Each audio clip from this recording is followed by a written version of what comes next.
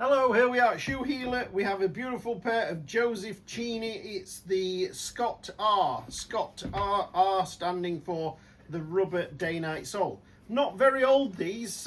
We sold the gentleman these not long ago, and they're looking a little bit unloved. And he said, I want to do something with them. I want to just jazz them up a little bit. So we went through all his options, and he said, right, okay, so I will have some green, look at those beauties, Gumlite, Vibram green Gumlite units on them like that. Now a little bit will take the weight out, and I think that's what the customer wants. He wants softer underfoot, a little bit springy in his step. So we get rid of all the leather heel stack, which is traditional of course, and the Dainite sole unit, and we put in this foam Vibram Gumlite in. Definitely takes the weight out, like I say, and it makes them really soft and nice to walk on. This is the green stitching that he's going to have on the top.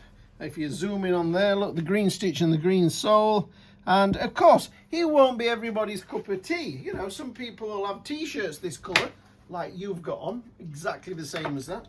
So, not everybody's cup of tea, but we will see how it looks at the end when it's all done. Now this is just a standard Goodyear constructed, Goodyear welted, so it's quite a quick strip down of this sole that's had very little wear. Happens a lot. I mean, sometimes it's brand new shoes that we're stripping off and converting. So at least our customer here has had a bit of wear out of these before he's going for the conversion. So the next thing to do with these is to get them stripped down, ready to be rebuilt. Okay, for the strip down, just a standard strip down as with most shoes like this.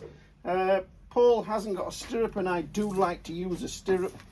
Off comes the Dainite heel,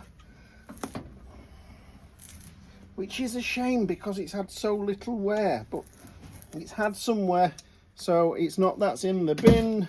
And then the heel stack, of course it's a Joseph Cheaney, so we've got the full leather heel stack on there.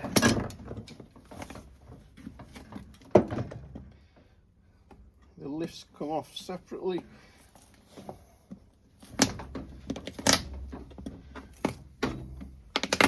Now I've seen these at the factories where they use like a chisel, boom, under there, and then a crowbar chisel type thing that goes under the heel stack and pops the heel stacks off. So now we've got the heel stack off, we've got the rivets coming through. They've got a ridge up the nail there.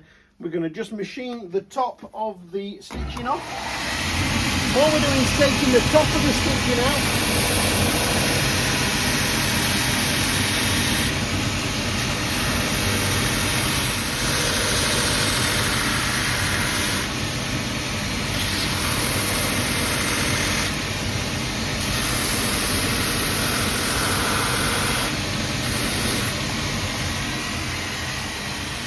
So we can have a look, come on, we're going to have a look. Look, you can see we just took the top of the stitching out. Now that sole, when you wear your shoes and you wear the top of the stitches out and you're worried that that sole unit's going to come off, it's absolutely fine.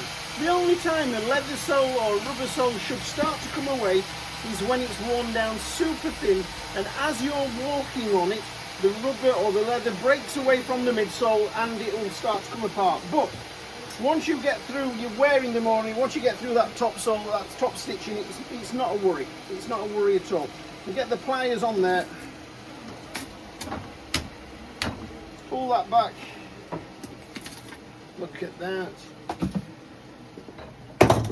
We know this is not a very old boot and it's hardly worn, so we're not going to disturb any of the shank or any of the cork underneath. We're going to take these stitches out. We're going to take these nails out because they're not going to be used again. It's not going to, we wouldn't nail that Vibram Gumlite sole on. There's no point at all. So we'll take the nails out. They're not going to be needed. Take all the stitches out. Bond that sole unit on.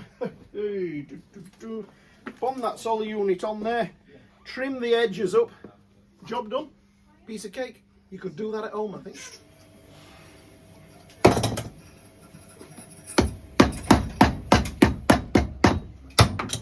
So that's the nails pushed back through into my piece of sponge, although Paul doesn't do it that way.